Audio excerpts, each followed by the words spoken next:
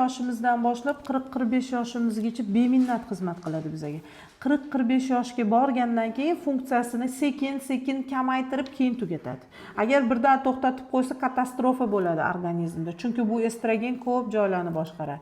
Hozir tashqi jinsiy lablarda shunaqa kuchli qichishish bo'ladi, kechqurun hamma uxlagandan keyin boshlaydi.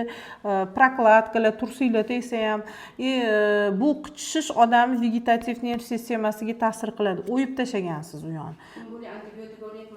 Bitta maza yozib beraman, unga yaxshiroq qarang, chunki buni ochib qo'ysangiz, travma yetkazib qo'ysangiz, vulvani rakiga olib kelib qo'yishi mumkin. Bu gormonalli bo'lgani bilan asorati xavfli bo'ladi. Sahringiz yo'q-a?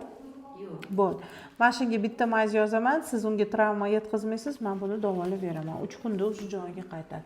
Keyingi diagnoz. Ko'rinmaganman dedingiz. Bachadon bo'ynida ozgina endotselvitsit qizargan holat bor. Bu qizarishni biz 18 yoshdan 35 yoshgacha bo'lgan ayollarda ko'rsak, vahima qilmaymiz. Menopauzada sal jiddiyroq qaraysiz. Endi juda gistologiya oladigan, saskop qirib oladigan darajada emas-ku, papmazok bilan VPChni naблюдение qilib turasiz ozgina. O'sha joy qizargani uchun.